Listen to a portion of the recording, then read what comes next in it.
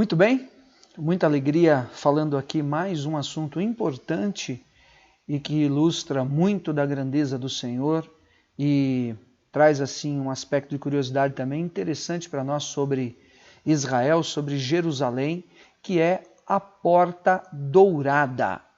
A Porta Dourada, talvez você já tenha ouvido falar sobre a Porta Dourada, sobre o que ela é ou o que ela representa, e a história dela, né? Mas de fato, para quem olha do Jardim das Oliveiras para as muralhas da cidade de Jerusalém, vê a cúpula dourada no meio de onde era o templo, o domo da rocha, a mesquita de Al-Aqsa. Eu já falei aqui outro dia em um vídeo também sobre a cúpula dourada, que é muito interessante. Mas para quem olha do Getsemane, para quem olha do Jardim das Oliveiras, se contempla com essa porta que você está vendo aqui, indicada por essa seta. E essa porta, ela é chamada da Porta Dourada, ou então Golden Gate, que também é assim conhecido como Golden Gate. Alguns também dizem que é a Porta Oriental. Então a Porta Dourada ou Golden Gate ou a Porta Oriental é a mesma coisa. E por que, bispo, a importância ou a curiosidade de saber sobre isso? Olha que história interessante que está por trás, então, do Golden Gate, que está por trás da Porta Dourada, né? Aqui uma visão panorâmica também, próxima da Porta Dourada. Essa área que nós vemos aqui embaixo, mais esbranquiçada, é o cemitério muçulmano, né? A cidade de Jerusalém, os muros estão cercados por cemitérios. O cemitério muçulmano, aqui na frente da Porta Dourada, e também do outro lado o cemitério dos judeus, e ainda do outro lado o cemitério dos cristãos. Olha que coisa. Qual que é, então, a história da Porta Dourada, né? Obviamente que a história das portas, como um todo, da muralha de Jerusalém, da muralha dessa grande cidade, ela está relacionada à construção do templo. Então, essa porta que indica a seta é a Porta Dourada. Ela era aberta, ficava aberta para trânsito das pessoas nos dias dos apóstolos, nos dias de Jesus, você vai ver. Mas essa porta, assim como as muralhas e o templo, disse então que ela foi construída na época de Salomão, quando foi edificada, então, foi edificado o templo e foi edificado os muros da cidade de Jerusalém, da cidade antiga. Entretanto, depois das guerras, da divisão do reino, das invasões, do cativeiro da Síria, do cativeiro da Babilônia, assim por diante, a cidade de Jerusalém foi destruída e os muros foram destruídos, mas eles foram refeitos depois. Nós conhecemos bem a história no tempo de Neemias. Então, no tempo de Salomão, provavelmente ano mais ou menos 900 a.C., arredondando, foram construídos. Depois, nos dias de Neemias, aproximadamente 450 a.C., arredondando as datas, o Golden Gate, né, a Porta Dourada, ela foi refeita, reconstruída nos dias de Neemias, depois de Esdras. Esdras vem do cativeiro, reconstrói o templo. E nos dias de Neemias, na mesma geração praticamente, ele traz esta restauração e reforma dos muros, né? Agora, por que isso é importante? Porque esse muro ele vai durar até os dias de Herodes, os dias de Jesus, os dias dos apóstolos. E o que aconteceu? As demais guerras depois de Neemias e do período interbíblico chamado dos 400 anos de silêncio profético, né, de Malaquias, do profeta Zacarias até João Batista, são 400 anos, e nós vemos o silêncio profético. Outro dia eu vou gravar também um vídeo falando sobre isso, que tem uma história muito interessante dos Macabeus e tudo mais, né?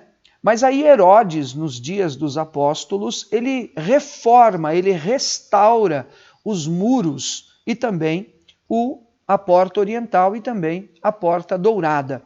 Então, em linhas gerais, Salomão, Neemias, Herodes, 3 passagens interessantes aí que envolvem diretamente a Porta Dourada, né? Aqui uma outra visão para você ver mais próxima, né? A Porta Dourada está bem aqui e em cima você vê a cúpula do domo da rocha da mesquita, né? Agora, Jesus entrou por essa porta. Nos dias de Jesus, nos dias dos apóstolos, era uma porta como a porta de Damasco, como as demais portas, elas eram abertas e davam acesso ao pátio do templo e davam acesso ao templo. Então Jesus entra por essa porta. E aqui está aquilo que realmente salta aos nossos olhos nessa condição oportuna dessa porta. E você vai ver, se você veio até aqui, eu te convido a ir até o final, você vai ver por que ela está fechada e qual é o segredo, qual é a revelação que está por trás disso. E aqui nesse texto de Marcos, os outros evangelhos também, Lucas 19, assim por diante, diz assim: e levaram o jumentinho a Jesus, e lançaram sobre ele as suas vestes, e assentou-se sobre ele. Muitos estendiam as suas vestes pelo caminho, e outros cortavam ramos das árvores, e os plantavam pelo caminho, e os espalhavam, melhor, pelo caminho. E aqueles que iam adiante, e os que seguiam, clamavam dizendo: Hosana, bendito que vem em nome do Senhor. Bendito o reino do nosso pai Davi, que vem em nome do Senhor. Hosana nas alturas. Tema de músicas e tema de louvores e de grandes cantos, né? Hosana vem o Filho de Deus. Hosana nas maiores alturas. E Jesus entrou em Jerusalém, no templo, e tendo visto tudo em redor, como se já fosse tarde, saiu para Betânia com os 12. Marcos 11, de 7 a 11. Então, essa entrada de Jesus é a descida, portanto, do Jardim das Oliveiras, do Monte das Oliveiras, passa-se pelo Getsemane, atravessa o Vale do Cedron, dava-se de pronto com essa porta, com a porta dourada. E entende-se, né, que Jesus entrou, então, exatamente por esta porta, por conta das revelações que a própria palavra diz que o Senhor entraria pela porta. E aqui nós vemos essa passagem interessante, onde Jesus vem e ele tem a sua entrada triunfal em Jerusalém, trazem aquele filho de jumento, ele monta naquele filho de jumento, as pessoas colocam as vestes, outros que não tinham posses, dizem os estudiosos, para colocar sua capa, suas vestes, eles tomavam ramos e colocavam folhas de árvores para que ali entrasse o Senhor Jesus e para que entrasse para o triunfo realmente que ele iria trazer para todos nós na cruz. Então daí a importância e a forma interessante que essa mensagem ela é trazida.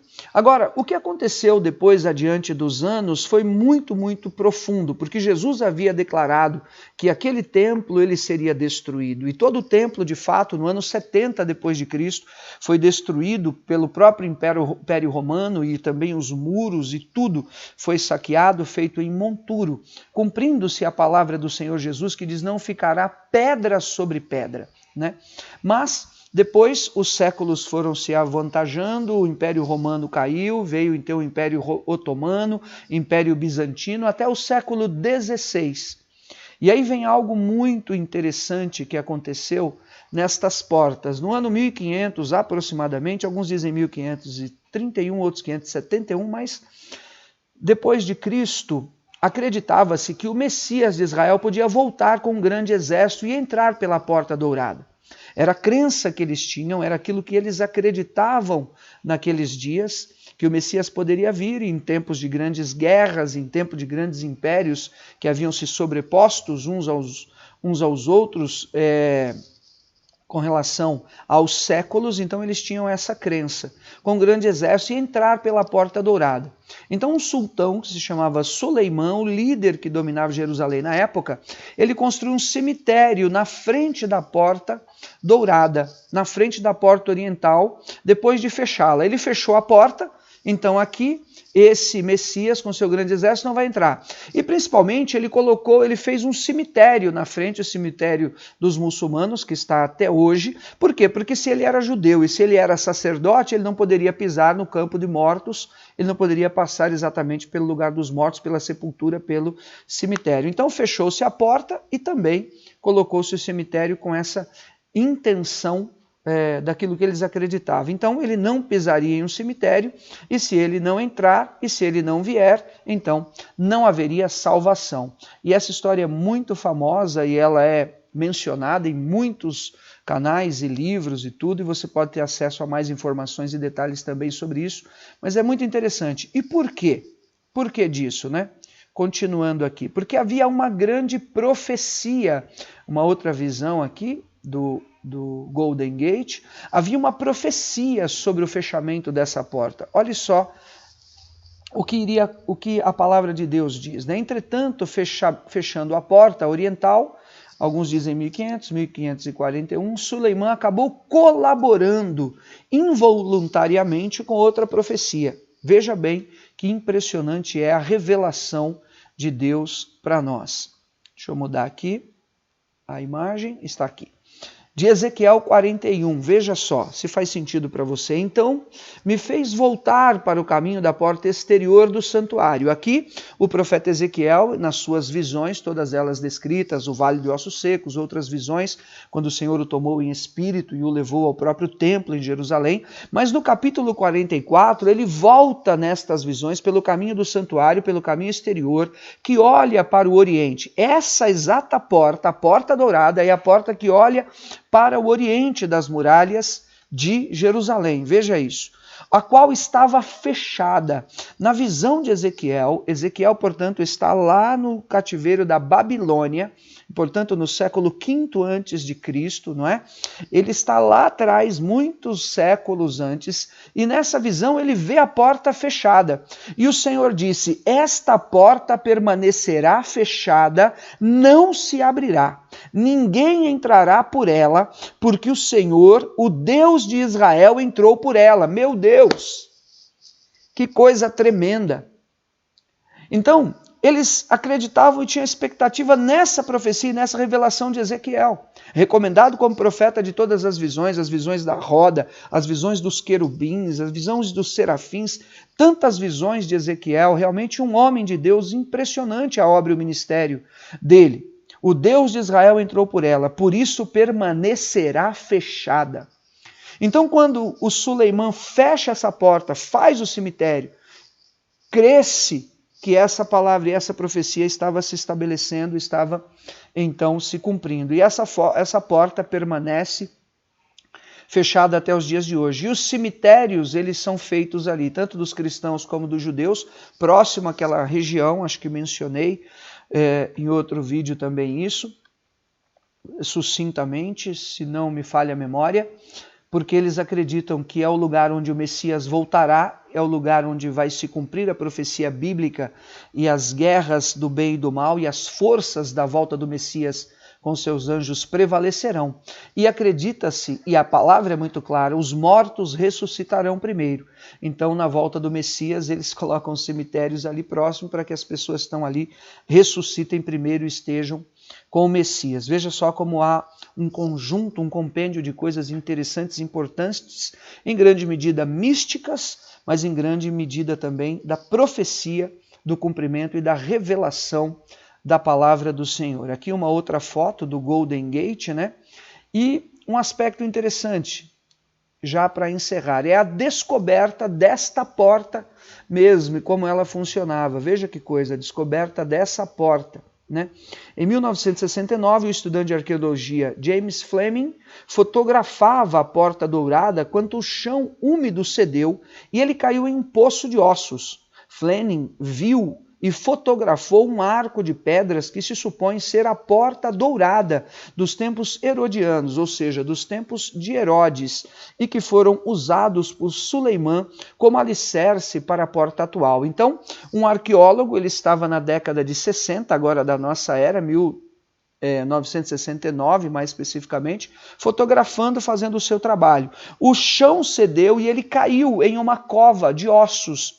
Ele caiu realmente em uma sepultura de um cemitério. E ali ele pôde ver no lado de baixo, nesse local, embaixo, na frente onde está estas portas douradas. Obviamente os impérios se sucederam e os reinos construíram a esplanada do templo, as muralhas, o domo da rocha, tudo por cima do que era então naquela época. E ele caiu nesse lugar e teve essa descoberta. Esse aqui, que você pode ver do lado direito em cima, é o James Fleming, né? E aqui, mudando a minha imagem, é a visão que ele teve quando ele caiu. Essa é a foto que ele tirou. Aqui você pode ver os ossos, e aí você pode ver, acho que eu marquei aqui com uma seta, deixa eu ver, isso. Você pode ver o contorno do arco. Isso aqui está exatamente embaixo da muralha que a gente vê hoje, que você pôde acompanhar nas fotos, confirmando realmente que havia uma outra porta, que essa porta é a porta que havia sido supostamente pelos arqueólogos, oriunda dos dias de Herodes, que havia sido reconstruída, reformada nos dias de Herodes, a porta que então Jesus teria passado com ela e também os apóstolos. Curiosa essa história, não é? No mínimo curiosa, e a revelação e a profecia de Ezequiel, mais ainda, e esses fatos e esses assuntos assim, eles realmente me despertam uma curiosidade e um interesse muito grande. Mas para concluir, se você acompanhou até aqui, eu quero abençoar a tua vida, que você possa olhar essa visão panorâmica, né, do Domo da Rocha e da cidade de Jerusalém. Aqui na frente, né, você vai ver essa porta dourada fechada. Mas como conclusão, aqui a seta indica a porta dourada, né?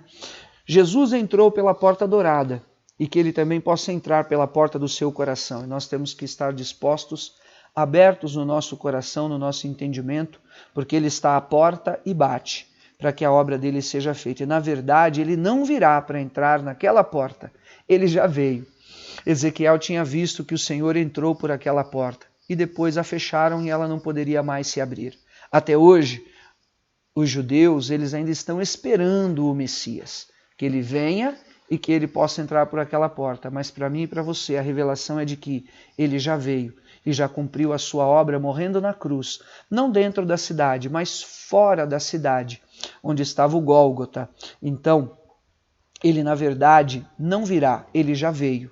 E ele virá, mas na verdade ele retornará para encontrar com a sua igreja glorificada nas nuvens. E a glória dele vai se manifestar tremendamente em nome de Jesus para destruir o mal e as intrigas todas, sobretudo na região da Terra Santa e no Oriente Médio. E que Cristo entre para abrir as portas da salvação, da alegria, da honra e da vitória, e feche as portas para o ódio e para todo o mal. E que essa pequena ilustração possa trazer conhecimento e luz no teu coração e você compreender que o Senhor ele é confirmado na história e a história confirma também a grandeza e o poder de Deus. E assim como palavras se cumpriram naqueles dias do templo com Herodes, nos dias dos apóstolos, nos dias da igreja, nos dias ao redor adiante de todos os séculos, ela também se cumprirá, porque ele voltará e a bênção dele será grandiosa. Cabe a nós nos guardarmos e nos revestirmos da presença do Senhor cada dia em nome de Jesus, porque ninguém sabe nem o dia e nem a hora em nome de Jesus. Amém? Fica com Deus.